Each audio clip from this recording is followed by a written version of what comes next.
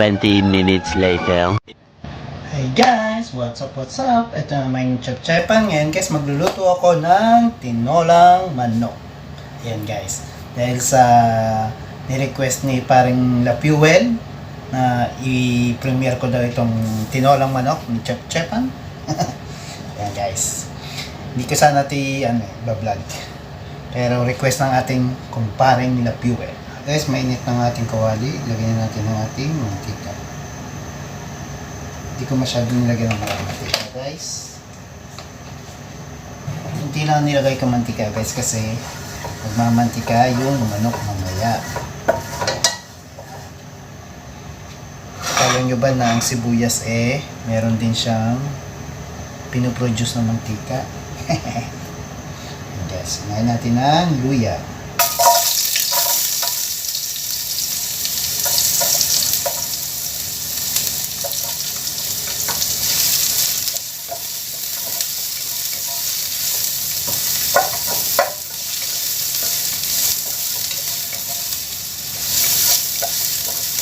Tapos natin igisa ang luya guys. Sunod natin ang sibuyas.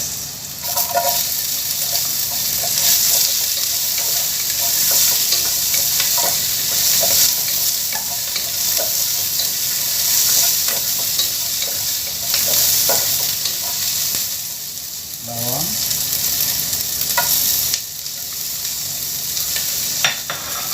Sa mga kababayan natin na OFW, alam ko yung mga bago natin kababayan na OFW, mga bagong dating sa ibang bansa, yung mga halos hindi marunong magluto ng ulam. So guys, simple lang to yung tinolang manok guys. Ganyan lang kadali. Ayan, lagyan na natin ang ating chicken.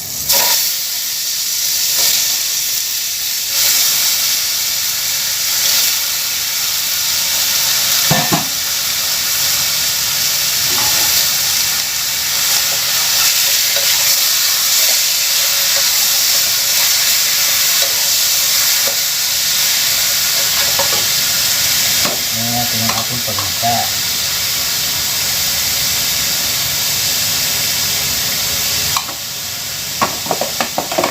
Naglalagay ako ng konting para at least ba sa kanan na yun. Ting.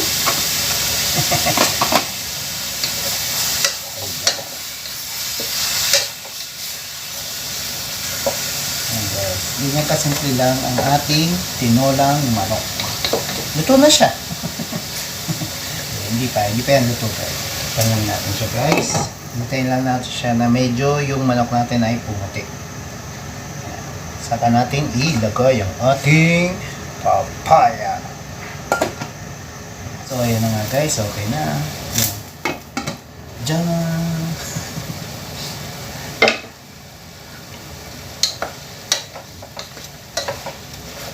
So ayan nga guys, lagyan natin yung ating papaya.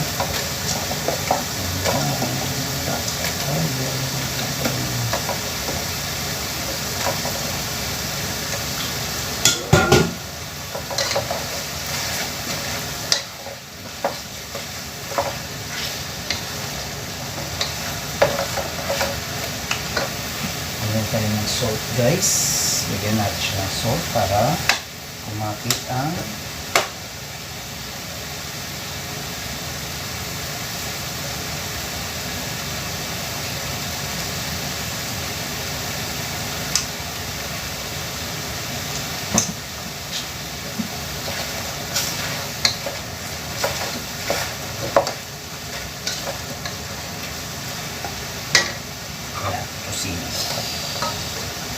sili. At lagyan na natin itong ating chicken cube para pangkalasa. Then lagyan na natin itong ating, alam nyo ba kung ano to guys? Ito yung pinaglabahan ng aking underwear. Joke lang po yun. Pasintabi sa makakain. Hindi. Ito guys yung pinagugasan ng sinaing, ng bigas. Yan. May masustansya yung pinagugasan ng bigas. Ayan. Tapos guys, takpan lang natin siya sandali. Hintayin nating maluto ang ating papaya. Hanggang sa lumambot yung papaya guys. Okay? So, ayun nga guys. Malambot na ang ating papaya. Lagyan na natin siya guys ng patis.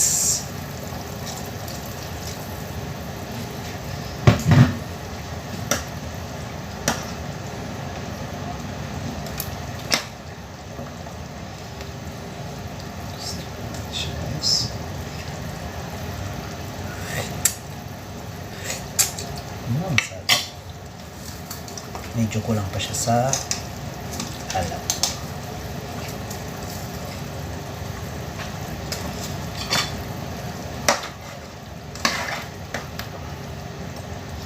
Guys, ang balunggay. Ayan guys. Kasi ang balunggay ay masustansya.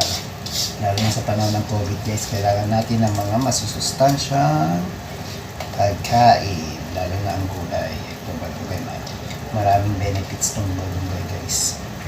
Kaya, imbis na dahon ng silang ilagay nyo guys, dahon ng balunggay ang ilagay. Bukod sa masarap na, masustansya pa.